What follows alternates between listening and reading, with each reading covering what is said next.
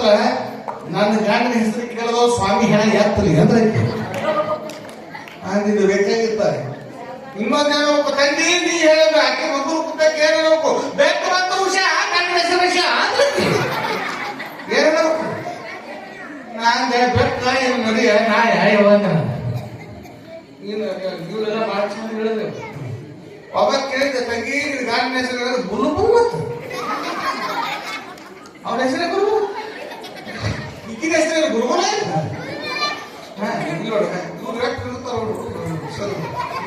ಮುಂದೆ ಸೀಸನ್ ಇರಲಿ ಹೆಸರು ಹೇಳುವಾಗ ಬಹಳ ಸಂತೋಷ. ಹಾಗೆ ಹೆಸರನ್ನ ನಾಮಕರಣವನ್ನು ಮಾಡಿರುವಂತಹ ಸಂದರ್ಭದಲ್ಲಿ ಮಡಿವಾಳೇಶ ಪುಟ್ಟ ಕುರ್ರು ಅಂತ ನಾಮಕರಣವನ್ನು ಮಾಡಿದ್ದಾನೆ. ನಾಮಕರಣವನ್ನು ಅಂದ ಯಾವ ಮಲ್ಲಸಂಜನ ಅರಮನೆಯೊಳಗ ಯಾವ ಗುರು ಮಡಿವಾಳೇಶ್ವರನ ಸಮ್ಮುಖದಲ್ಲಿ ಶಿವನೇ ಭಾರಿ ಅವನೊಳಗ ಬಾಲ ಶಿಶುವಿಗೆ ಗುರುವಿನ ಆಜ್ಞೆಯಂತೆ ಮಡಿವಾಳೇಶ ಅಂತ ಹೆಸರಿಟ್ಟಿದ್ದಾರೆ. ಮಡಿವಾಳೇಶ ಅಂತ ಹೆಸರಿಟ್ಟಿದ್ದಾರೆ. ಇವತ್ತಿನ ದಿವಸ ಶುಭ ಸಂದರ್ಭದಲ್ಲಿ ಇವತ್ತ ಯಾಕಂತ ಕೇಳಿದ್ರೆ ಅಫ್ಜಲ್ಪುರದ ಮಳೇಂದ್ರ ಶಿವಾಚಾರ್ಯ ಮಹಾಮಠದ ಹಿರೇಮಠ ಸಂಸ್ಥಾನ ಹಿರೇಮಠದ ಪೂಜ್ಯರು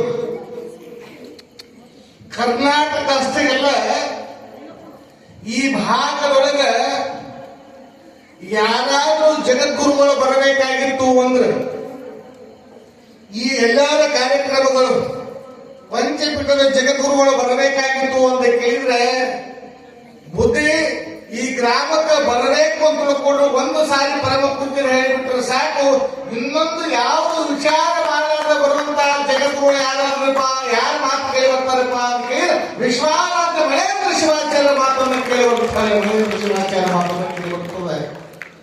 ಮೊನ್ನೆ ನಾನು ಹೋದ ವರ್ಷ ಬೊಮ್ಮನಹಳ್ಳಿ ಒಳಗೆ ಪುರಾಣ ಇದ್ದೆ. ನಾನು ಬೊಮ್ಮನಹಳ್ಳಿ ಒಳಗೆ ಬಸವ ಪುರಾಣ ಹೇಳ್ತಾ ಇದ್ದೇನೆ. ಹೇಳೋ ಕಾಲಕ್ಕೆ ಲಾಸ್ಟ್ ಪೂಜ್ಯರ ಮುಂಕರಿಗೆ ದಯ ಮಾಡಿಸಿ ಆ ಊರೊಳಗೆ ಸಂಗನಗೌಡ ಅಂತ ದಿನ ನೆನಪದ ಪೂಜ್ಯರ ಪರಮ ಭಕ್ತ ಸಂಗನಗೌಡ ಅಂತ ಲಾಸ್ಟ್ ಧರ್ಮ ಸಭೆ ಇತ್ತು.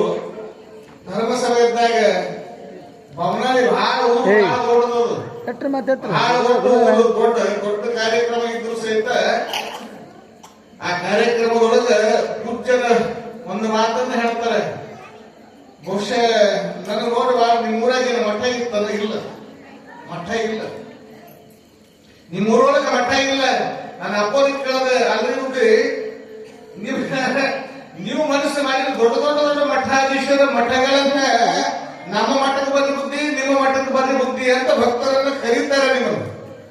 ಆದ್ರೆ ಈ ಸಣ್ಣ ಊರಿಗೆ ಬಂದ ಮಠ ಕಟ್ಟಕತ್ತಿದಿಲ್ಲ ಅಂದಾಗ ಪೂಜ್ಯರು ಹೇಳಿದ್ರು ಏನ್ ಹೇಳ್ತಪ್ಪ ಅಂತ ಕೇಳಿದ್ರೆ ಊರು ಸಣ್ಣದಿರಬಹುದು, ಆದ್ರೆ ಈ ಊರನ್ನ ಭಕ್ತರ ಪ್ರೀತಿ ಏನಲ್ಲ ಬಹಳ ದೊಡ್ಡದಂದ್ರೆ ಆ ಭಕ್ತರ ಪ್ರೀತಿಗಾಗಿ ಮಠವನ್ನ ಕಟ್ಟಾಕತ್ತೀನಿ ಅಂತ ಹೇಳಿ ಮಠವನ್ನ ಕಟ್ಟಿ ಈ ಮಾತನ್ನ ಭಕ್ತರು ಬಹುಶಃ ನಿಮಗೆ ಏನಾಗಬೇಕಪ್ಪ ಅಂತ ಕೇಳಿದ್ರೆ ಇಲ್ಲಿ ಒಂದು ವ್ಯತ್ಯಾಸಗಳ ಏನಾಗಬೇಕಪ್ಪ ಅಂತ ಕೇಳಿದ್ರೆ ಪೂಜ್ಯರು ಆ ಬೊಮ್ಮನಹಳ್ಳಿಗಳು ಹೇಳ್ತಾರೆ, ಆ ಸಂಗನಗೌಡ ಹೇಳ್ತಾರೆ ಏನಪ್ಪಾ ಅಂತ ಕೇಳಿದ್ರೆ ಒಂದಲ್ಲ ಅದು ಕಾಲ ಹಳೆ ಮಠ, ಅದು ತಟ ಸೋದಾಕಿರ್ತದೆ ಇನ್ನ ಅದೇ ಮಠ.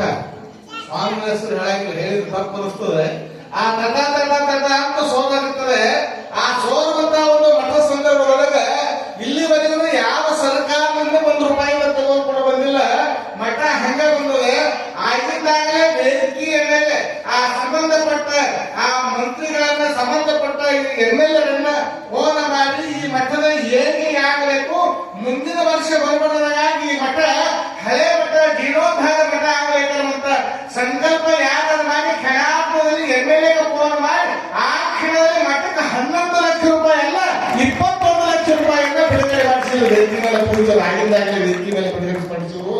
ಅದಕ್ಕೆ ಬಹುಶಃ ನೀವು ಅನ್ಬೋದು ಅಲ್ಲೆಲ್ಲ ಮಠಕ್ಕೆ ಅಷ್ಟೆಲ್ಲ ಕೊಟ್ಟು ಅಲ್ಲೆಲ್ಲ ಏನೇನು ಮಾಡಿ ಬರ್ತಾರ್ರಿ, ನಮ್ಮ ಮಠ ಇಷ್ಟು ವರ್ಷ ಹಿಂದೆ ಕುಂತದಲ್ಲ, ಮತ್ತೆ ಇದನ್ನು ಮಾಡಿ ಮುಗಿಸಬೇಕು ಅನ್ನುವಂತ ವಿಚಾರ ನಿಮ್ಮೆಲ್ಲರೂ ಸಹಜವಾಗಿ ಬರ್ತಾರೆ. ಯಾಕಂತ ಹೇಳಿದ್ರೆ ಅದು ಬಹುಶಃ ಯಾಕೆ ಮಾಡಿ ಪೂಜೆಗಳು ಭಕ್ತರು ಮಾಡಕ್ಕೆ ಬಳಿಕ ಅವ್ರು ಮಾಡಲು ಮುಂದಿನ ಕಾಲದಾಗ ನಿಂತ ಕಾಲಕ್ಕೆ ಇವತ್ತೆಲ್ಲ ಅನೇಕ ಆಗಲೇ ಹೇಳಿದ್ರು ಪೂಜೆರು ಊರು ಸಣ್ಣವಾದರೂ ಸಹಿತ ಈ ಮಠಕ್ಕೆ MLAಗಳಿಂದ ಈಗಾಗಲೇ ಸುಮಾರು ಹಣವನ್ನು ನಾವು ಬಿಡುಗಡೆಗೊಳಿಸಿದ್ದೇವೆ. ಅಷ್ಟೇ ಇಲ್ಲ, ಭಕ್ತರನ್ನ ಹೇಳಿದ್ರಲ್ಲ ಮನೆ ಪೂಜರು ಕಾಡಿ ಬೇಡಿ ಮಠ ಕಟ್ಟೋದು ನಮಗೆ ಬೇಕಾಗಿಲ್ಲ. ಭಕ್ತರ ಪ್ರೀತಿಯಿಂದ ಏನು ₹10 ಕೊಡ್ತಾರ, ₹10 10 ಲಕ್ಷವನ್ನ ಮಳೆಯಿಂದ ಶ್ರೀಪಾದ ಅರ್ಪಣವಾಗಲೇ ಅದೇ ಮಠ ಆಗಿ ಭಕ್ತರಿಗೆ ಆಗ್ತದೆ ಅನ್ನುವಂತ ಮಾತನ್ನ ಪೂಜ್ಯರು ಹೇಳಿದಾಗ ಅಂತ ಒಂದು ಭವ್ಯವಾಗಿರ್ತಕ್ಕಂಥ ಮಠದ ನಿರ್ಮಾಣಕ್ಕಾಗಿ ಪೂಜ್ಯರು ಹಗಲಿರುಳು ಶ್ರಮಿಸುವಂತಹ ಪರಮ ಪೂಜ್ಯರು ಅಂತ ಒಂದು ಪೂಜ್ಯರು ಇವತ್ತ ಗಿರಿದಾದ ವಯಸ್ಸಿನೊಳಗೆ ಗಿರಿದಾದ ಹಿರಿಮೆಯನ್ನ ಪೂಜಾ ನಿಷ್ಠಾವಂತರು ಪೂಜಾ ಧರ್ಮದ ಸದ್ಧರ್ಮದ ವಿಚಾರಗಳನ್ನ ಭಕ್ತರಿಗೆ ಧಾರಿಗೆ ಜೊತೆಗೆ ಒಂದು ಪ್ರಸಂಗವನ್ನು ನೆನಪು ಬರ್ತು. ಬಹುಶಃ ಬಹಳ ಮಂದಿ ಏನಾಗ್ತದೆ ಅಂತ ನಮ್ಮ ಗುರುಗಳ ಬಗ್ಗೆ ನಮ್ಗೆ ಗೊತ್ತಿರಂಗಿಲ್ಲ. ಬಹಳ ಮಂದಿ ಬಹುಶಃ ನಮ್ಮ ದೇವರ ಬಗ್ಗೆ ನಮ್ಗೆ ಗೊತ್ತಿರಂಗಿಲ್ಲ. ಈಗ ನಮ್ಮ ಲೆಕ್ಕ ದೇವರದ ನಮ್ಮ ದೇವರಿಗೆ ನಾವೇನಾದ್ರು ಈ ದಂಡಿಯಿಂದ ಆ ದಂಡಿಗೆ ಏನಕ್ಕೆ ಹೋಗ್ತಾರೆ, ಆ ದಂಡಿಯಿಂದ ಏನ್ ಮಾಡ್ತಾರೆ. ನಮ್ಮ ಗುರುಗಳು ಭಕ್ತೇನೆ ನಮ್ಮ ಬಹಳ ಮಂದಿ ಗೊತ್ತಿಲ್ಲ. ವಿಶ್ವಾರಾಧ್ಯ ಮಳೇಂದ್ರ ಶಿವಾಚಾರ್ಯ ಅಪ್ಪರು ಶಕ್ತಿ ಸಾಮಾನ್ಯವಾದದಲ್ಲ, ಅಗಾಧವಾದ ಒಂದು ಶಕ್ತಿ ಅದ. ಹ್ಯಾಂಗ ಶಕ್ತಿ ಅನ್ನೋದಕ್ಕೆ ಒಂದು ಸಂದರ್ಭದಲ್ಲಿ ಕಂಡು ಬರ್ತದೆ. ಪೂಜ್ಯರ ಒಂದು ವಿಶ್ವಾರಾಧ್ಯ ಮಳೇಂದ್ರ ಶಿವಾಚಾರ್ಯ ಅಪ್ಪರ ಮಟ್ಟಕ್ಕೆ ಒಂದು ಸಾರಿ ಅಮಾವಾಸ್ಯೆ ಬಂದಿರ್ತಾರೆ. ಯಾರು ಕೇಳಿದ ಪರಮ ಭಕ್ತರಾಗಿರುವಂತ ಯಾವ ಗುರುಲಿಂಗ ಜಂಗಮ ಪ್ರೇಮಿಗಳಾದರೂ ಸಹಿತ ಜಂಗಮರಾದ ಸಂಗನ ಬಸಯ್ಯ ಅನ್ನುವಂತ ಸ್ವಾಮಿಗಳು ಬರ್ತಾರೆ. ಯಾವ್ರಪ್ಪ ಅಂತ ಕೇಳಿದ್ರೆ ಹಳಿಕೇಡದವ್ರು ಸ್ವಾಮಿಗಳು. ಹಳಿಕೇಡು ಅಲ್ಲಿ ಪೂಜ್ಯರ ಶಿಷ್ಯರಿದ್ದಾರೆ. ಹಳಿಕೇಡದ ಸ್ವಾಮಿಗಳು ಬರ್ತಾರೆ. ಬಂದಿರುವಂತಹ ಸಂದರ್ಭದಲ್ಲಿ ಅವ್ರು ಬಹುಶಃ ಏನಾಗದಪ್ಪ ಅಂತ ಕೇಳಿದ್ರೆ ಕೊನೆಗೆ ಒಂದಲ್ಲ ಎರಡಲ್ಲ ಸುಮಾರು ಒಂದು 20 ಎಕರೆ ಜಮೀನದ 20 ಎಕರೆ ಜಮೀನದ ಸಾಕಷ್ಟು ಹೊರ ಮನೆಗೆ ಎಲ್ಲಾ ಸಂಪತ್ತದ. ಆದ್ರೆ ಮನೆಯಾಗ ಉಣ್ಣುವುದಕ್ಕೆ ಸಾಕಷ್ಟು ಸಂಪತ್ತದ ಎಲ್ಲಾದ್ರೂ ಸಹಿತ ಆಗ ಒಂದು ಕೊರಗ ಏನ್ ಕಾಣಕತ್ತದಪ್ಪ ಅಂತ ಕೇಳಿದ್ರೆ ವಯಸ್ಸಾಗಲೇ ಮದುವೆಯಾಗಿ 20 ವರ್ಷಗಳಾಗಿರಲೆ ಅರ್ಧ ವಯಸ್ಸು ಮುಗಿದು ಹೋಗ್ಯದ. ಮಕ್ಕಳಿಲ್ಲ ಇನ್ನೇನು ಮಕ್ಕಳಿಲ್ಲ ಅಂತ ಮುಗಿದು ಚಿಂತೆಯನ್ನು ಕಾಲ ಕಳೆಯುತ್ತಿರುವಾಗ ಪೂಜ್ಯರ ಶ್ರೀಪಾದಕ್ಕೆ ಬಂದು ನಮಸ್ಕಾರವನ್ನು ಮಾಡಿ ಅವಾಗ ಜಂಗವಂತ ನೇಪ ಏನಿದ್ರು ಏನಲ್ಲ ನನಗೆ ಮಕ್ಕಳ ಭಾಗ್ಯನೇ ಇಲ್ಲ ಅಂದ ಬಳಿಕ 3 ಹೊಲ ಎಕರೆ ತಗೊಂಡು ಏನ್ ಮಾಡ್ಬೇಕಾಗ್ಯದ, 10 ಎಕರೆ ತಗೊಂಡು ಏನ್ ಮಾಡ್ಬೇಕಾಗ್ಯದ, ಇಷ್ಟೆಲ್ಲ ಸಂಪತ್ತು ಯಾರಿಗಾಗಿ ಕೊಡಲಿ, ಏತಕ್ಕಾಗಿ ನಾನು ಮಾಡಿ ಅಂತಕ್ಕಂಥ ವಿಚಾರವನ್ನು ಮಾಡಿದಾಗ ಆಗ ನಾನು ಪೂಜ್ಯರು ಲಿಂಗ ಪೂಜೆಯನ್ನು ಮುಗಿಸ್ಕೊಂಡು ಬಂದು ಹೊರಗೆ ಬಂದು ಕುಂತಾರೆ. ಬಂದು ಆ ಅಳುವ ಭಕ್ತನ ಮಾತನ್ನ ಕೇಳಿದಾಗ ಸದ್ಗುರು ಮಹೇಂದ್ರ ಶಿವಾಚಾರ್ಯರ ನಾಮಸ್ಮರಣೆಯನ್ನು ಮಾಡಿ ಆ ಭಕ್ತನ ಉಡಿಯೊಳಗೆ ಹಾಕ್ತಾರೆ. ಏನ್ ಹಾಕ್ತಾರಪ್ಪ ಅಂತ ಕೇಳಿದ್ರೆ 2 ಬಾಳೆಹಣ್ಣನ್ನು ಕೊಟ್ಟು, ಮಕ್ಕಳಿಲ್ಲ ಅಂತ ಚಿಂತೆ ಮಾಡಕ್ ಹೋಗಬೇಡ, ಮುಂದಿನ ಶ್ರಾವಣ ಮಾಸದೊಳಗ ನೀವು ಒಬ್ಬನೇ ಬರಂಗಿಲ್ಲ, ನಿನ್ನ ಮಗನ ಕರ್ಕೊಂಡು ಬರ್ತೀವಿ ಹೋಗೋ, ಇದನ್ನ ನಾನು ಹೇಳೋದಲ್ಲ, ಮಹೇಂದ್ರ ಮುಂದೆ ನಿಮ್ಗೆ ಆಶೀರ್ವಾದ ಮಾಡಿ ಅಂತ ತಿಳ್ಕೊಂಡು ಆಶೀರ್ವಾದವನ್ನು ಮಾಡಿ ಕಳ್ತಾರೆ. ಮುಂದೆ ಏನಾಗ್ತದೆಪ್ಪ ಅಂತ ಕೇಳಿದ್ರೆ ವರ್ಷ ತುಂಬರೊಳಗಾಗಿ ಗಂಡು ಒಂದು ಹುಡುತ್ತಾರೆ. ಆ ಮಗುವಿಗೆ ಹೆಸರು ಏನಿಟ್ಟಾರೆಪ್ಪ ಅಂತ ಕೇಳಿದ್ರೆ ವಿಶ್ವಾರಾಧ್ಯ ಅಂತ ಹೆಸರನ್ನಿಟ್ಟಾರೆ. ವಿಶ್ವಾರಾಧ್ಯ ಅಂತ ಹೆಸರಿಟ್ಟಾರೆ.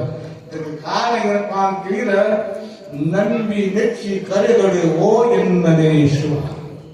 ಗುರುವಿನಲ್ಲಿ ಅಪಾರವಾಗಿರುವಂತಹ ಒಂದು ಭಕ್ತಿಯನ್ನು ಇಟ್ಟರೆ ಆ ಭಕ್ತಿ ಏನ್ ಮಾಡ್ತದೆಪ್ಪ ಅಂತ ಕೇಳಿದ್ರೆ ಗುರುವಿನ ಮನಸ್ಸನ್ನ ಕಲಿಸ್ತದೆ. ನಿಮ್ಮೆಲ್ಲರ ಒಂದು ಭಕ್ತಿ ಇಡ್ರಿ. ಈ ಮಠ ಇದನ್ನು ಕೈಲಾಸ ಮಾಡೋದು ಒಂದು ಕ್ಷಣ ಅಲ್ಲ, ಗುರುಗಳು ಒಂದು ಕ್ಷಣ ಮನಸ್ಸು ಮಾಡಿದಪ್ಪ ಅಂತ ಕೇಳಿದ್ರೆ ಶಿವಪುರ ಅಂದ್ರೆ ಕೈಲಾಸದ ಪುರ. ಶಿವ ಅಂದ್ರೆ ಯಾರಪ್ಪ ಅಂತ ಕೇಳಿದ್ರೆ ಮ್ಯಾಲ ಶಿವ, ಏನೇನು ಶಿವ, ಮ್ಯಾಲಿಲ್ಲ ಶಿವ, ತೆಳಗಿಲ್ಲ ಶಿವ. ಶಿವ ಎಲ್ಲೇನಪ್ಪ ಅಂತ ಕೇಳಿದ್ರೆ ಮಹೇಂದ್ರ ಶಿವಾಚಾರ್ಯ ರೂಪವೇ ಯಾರಪ್ಪ ಅಂತ ಕೇಳಿದ್ರೆ ವಿಶ್ವಾರಾಧ್ಯ ಮಹೇಂದ್ರ ಶಿವಾಚಾರ್ಯ ರೂಪದೊಳಗೆ ಶಿವಪುರದೊಳಗೆ ಶಿವನಾಗಿ ಬರ್ತಾರೆ ಅಂತ ಒಂದು ಪೂಜ್ಯರು. ಮಹಾಮಠ ನಿರ್ಮಾಣಕ್ಕಾಗಿ ಬಹಳಷ್ಟು ಭಕ್ತರು ಪುರಾಣವನ್ನ ನಡೆದೋದೆ. ಬಹುಶಃ